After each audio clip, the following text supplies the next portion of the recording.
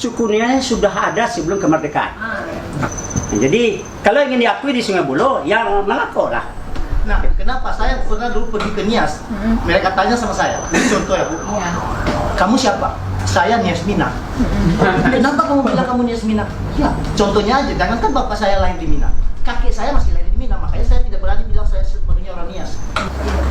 Kalau dia non Islam, dia bisa melapor kepada, karena di Minang kan ada Islam, ada non Islam. Dia kalau dia maunya ya melapor kepada mana, besok kami masuk keluarga. Jadi yang kami akui suku hanyalah suku Nias.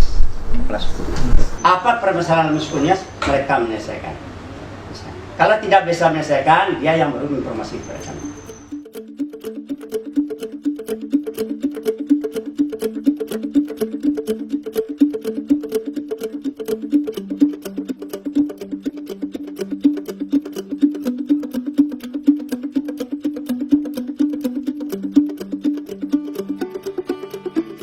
Satu kebanggaan sama Wali Korong khususnya di Sungai Buloh Barat ini. Kenapa? Ya kan, masyarakatnya bisa dikatakan bukan cuma Muslim aja, bukan cuma Minang aja. Dua suku loh yang dijaga. Kalau sempat akur yang dua suku ini luar biasa Wali Korongnya.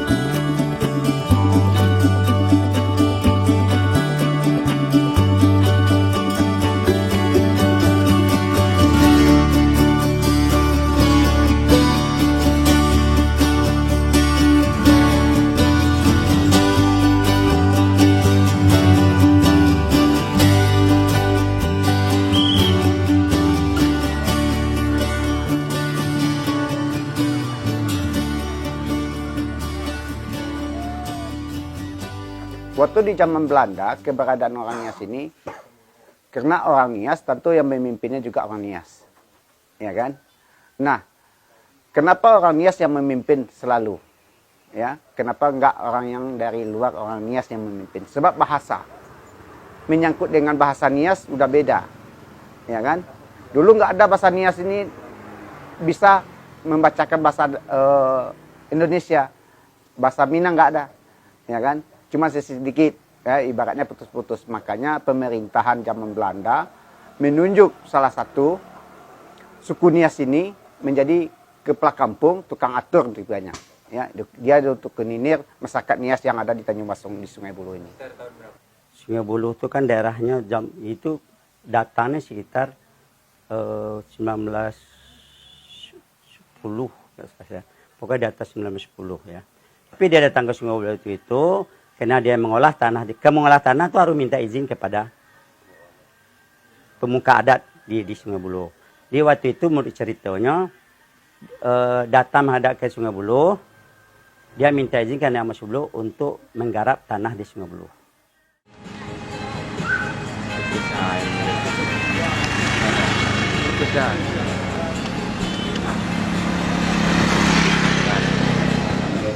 Iya. Ame dalam jula, iya, nobas, iya, ame dalam doh, nufahu, iya. Amanya lamane, satuan nilai, iya, basatuan di kamar, iya.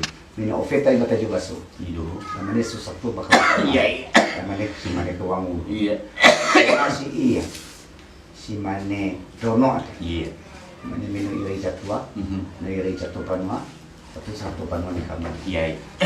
Tentu mangawli kumangni wangu kan. Iya. Mama ni faithful lo hede.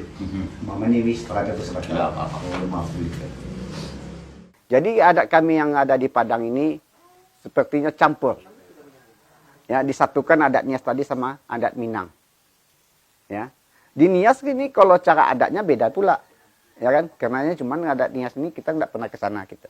Ya kan? Kita hanya lahir tuh pada kita di sini. Jadi adat kita Nias yang ada di Kota Padang ini campur. Ada sistem adat Minang, ada sistem adat Nias. Kena salah higa leno. Asli ni kau mah. Salam dengan salam saya dengan lain. Salam dong. Salam. Kalau itu dia tong. Ayo. Kalau jadi sampai keluar. Disambung-sambung jangan Kalau di Tanjung Basong ini siapapun apapun orangnya, ya seperti orang Batak, dia beli tanah di sini, dia harus melakukan. Kalau dia Kristen harus ke Bapak Pengulu, itu dia orang tua dia lagi. Seperti orang Jawa, ada yang Kristen ya, yang Kristen ke Bapak Pengulu, yang beragama Islam nanti kan ini mama. Nah, kita senang loh. Malah kalau di ini sempat orang luar mengatakan kenapa ini bukan seperti ini di cara adat Nias. Yang di sana kami galang. Yang di sini kami harus di sini. Tumpah darah kami di sini. Ini susah payahnya dulu nenek moyang kita. Yang duluan datang ke sini. Bagaimana untuk mempersatukan ini. Ya, mempersatukan baju, sistem adat. Tempat-tempat adat itu orang Minang punya.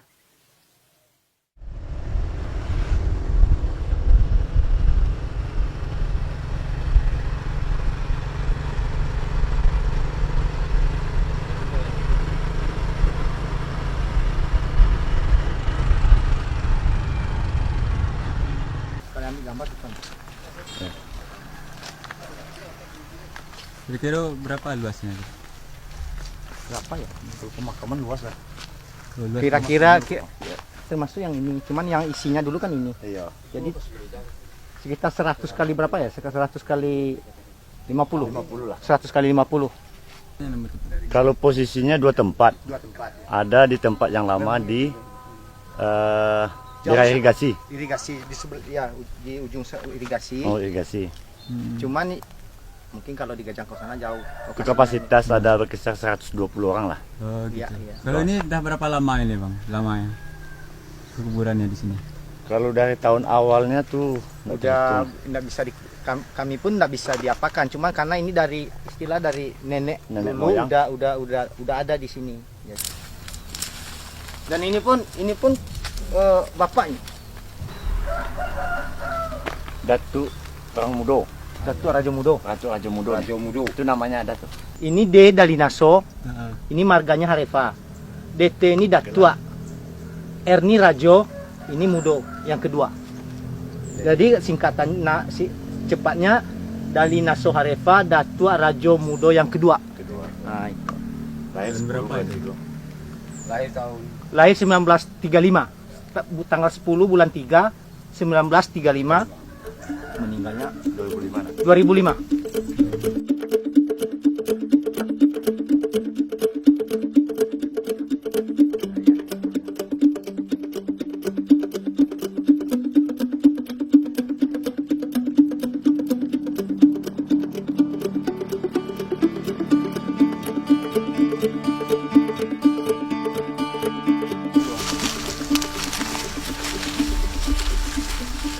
Raban tu lah. Ini orang kan sekali-sekali batu Natalan. Kau tapi tadi Mandri, Tuhan Nuri. Abas Sunit, Nuri, Abas kalau kadangnya dulu. Sama ayo orang tadi apa nih? Waduh di foto cek pengeluang. Kami rambut pengeluang.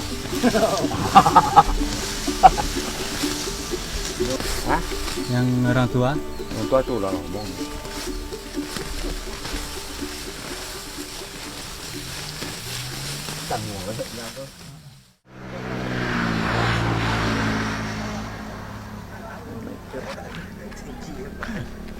Risiko tinggi mama Malaysia sesuatu.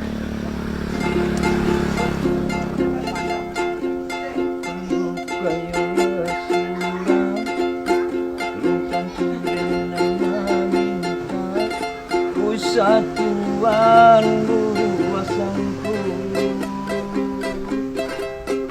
Enai anyo simbasanku Iko Pak, Ibu, Mak Datuk adalah dosen dari Universitas Negeri Padang.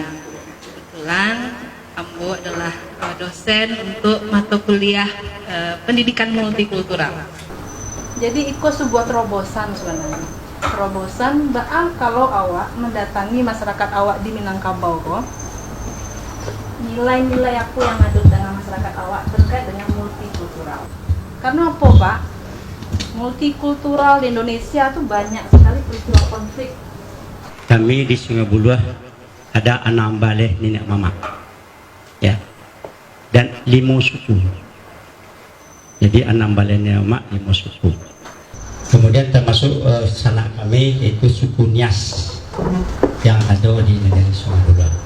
Risiko ketemulan penghulu itu, ya, itu. Kamu hanya dari sebesar itu, Ibu.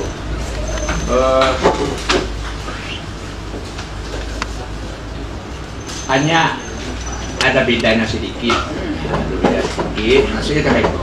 Risiko, kamu kepala suku, jadi istilahnya penghulu itu seolah-olah kepala suku. Kalau di awak risiko, datua, datuanya. Kalau ambo enggak, sukunya Jawa, Harifah, apa segala macam, ambo komandannya.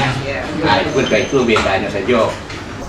Kalau orang sukunya ada jelas itu. Kalau ada keluar masuk orang sukunya, tanggung jawab kepada Mak Datuk, pengurus sukunya. Apa permasalahan sukunya, mereka menyelesaikan. Kalau tidak bisa menyelesaikan, dia yang baru informasi kepada kami. Jadi untuk sukunya kita percayakan kepada pengurus sukunya. Jadi apa permasalahan, mau kawin, mau apa, dia tanpa izin penunggu kami. Jadi kalau ada suku Nias yang lapor sama kami, mereka bermain, kami konfirmasi kepada penghulunya dulu. Kemana penghulunya, baru penghulunya menyelesaikan. Jadi memang penyelesaian itu bertingkat. Amaknya nih, amaknya Kristen gini. Binantunya, anaknya, anak-anaknya Islam. Dia tinggal di pertengahan orang Kristen loh memang. Loh, agamamu, ini puasanya bu. Tidak jadi masalah deh kami itu. Kadinya datang di keluarga awak kan tibonya kan kalau orang Semandua itu dihargai ini Semandua kan. Ini agakmu yang bedanya kan dua ada di sama aja. Tahu dari itu. Aneh kan Bu ya, satu rumah dua agama. Tapi enggak jadi beda-beda kan.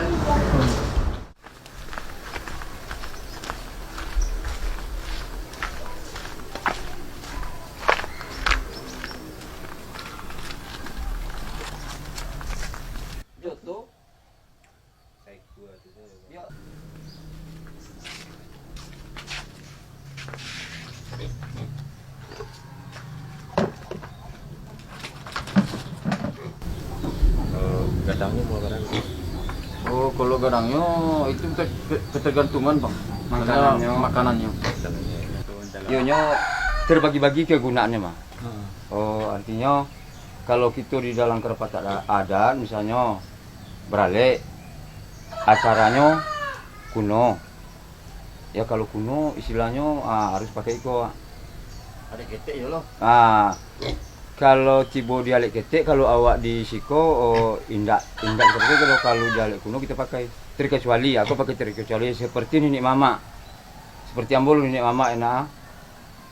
Kok contohnya kalau baralek bisa dipakai istilahnya kalau meninggal kami atau ambo meninggal, hadeknya harus pakai iko. Ternak babi istilahnya bukan untuk dipergunakan membeli ini segala macam, istilahnya untuk dagang enggak. Untuk hadat artinya kami suku Nias.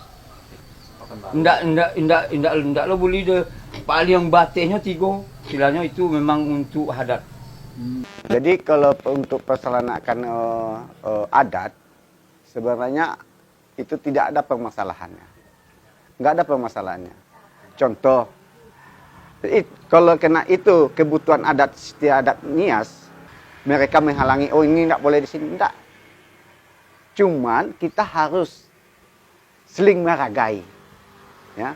Apapun di sana nanti kita sistem acara kita, ya kan? Sistem acara pesta. Kita ngundang kita orang Minang, ya kan? Yang di sekitar kita.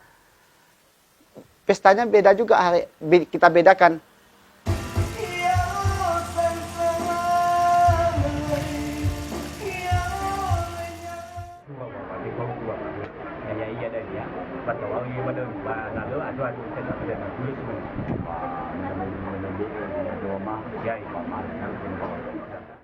Kalau cara adat Nias kan memakai ada seperti babi tadi kan. Kalau kita ngundang saudara kita yang di samping yang suku Minang, itu nggak harus di hari itu. Sama bapak penghulu dulu, kakak bapak penghulu sekarang, diundang orang Minang itu untuk masak. Langsung, ya. Diundang orang Minang, tolong masak ini nanti untuk tamu kita yang di Pasar Usang atau di sekitar yang lain. Saya ngundang ini, saudara-saudara saya orang Minang. Nah, datang diambil itu. Ibu-ibu orang Minang, tolong masak ini.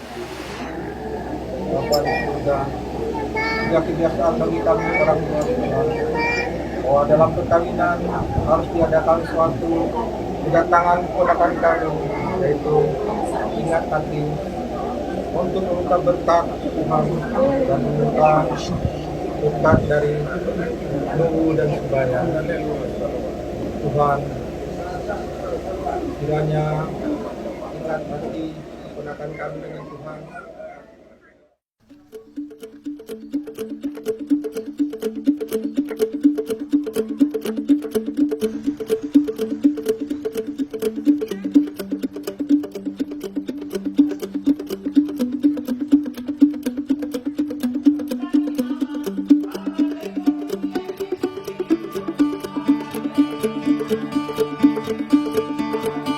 Jemaat kita dari sini mayoritas dulu orang Nias, dan orang Niasnya yang kebanyakan yang lahir dari Tanjung Basung ini. Itulah yang keunikan, mungkin karena rasa memiliki kami, terutama masyarakat Nias akan di sini rasa memiliki yang sangat tinggi, sehingga kami menganggap kami sudah bagian dari negeri ini. Ya, jadi sudah merasa memiliki dan merasa bagian yang sudah harus kami pertahankan, dan itu sudah ditumbuh kembangkan dan dari awal, dari nenek moyang kami sudah ada hal itu kami. Jadi kami tinggal meneruskan dan melanjutkan saja tradisi apa yang sudah dimulai oleh nenek moyang kami.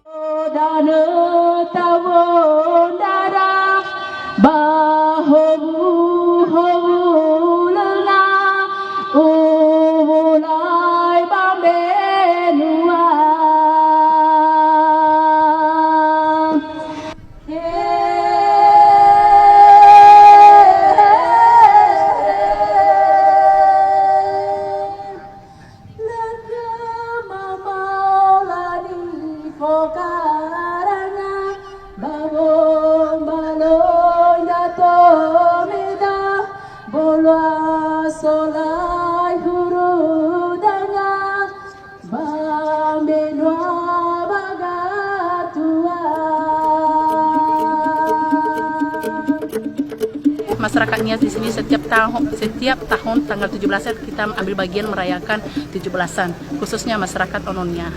Itu tradisi dari Nias, dan kita walaupun kita di perantauan itu tidak boleh kita hilangkan. Itu kita wariskan walaupun kita di tanah rantau. Ciri khas dari Nias selalu kita bawa di tanah rantau ini. Sukses untuk masyarakat Nias.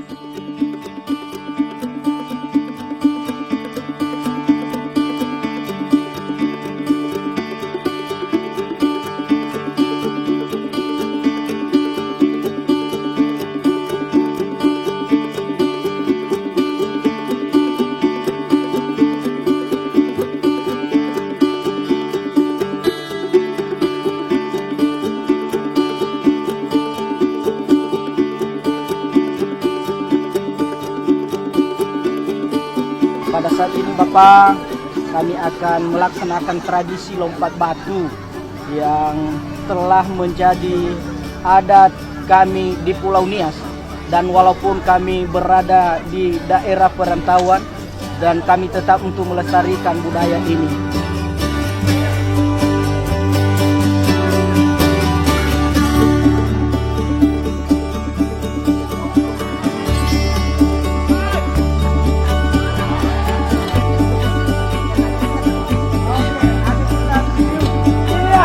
Iya, mana?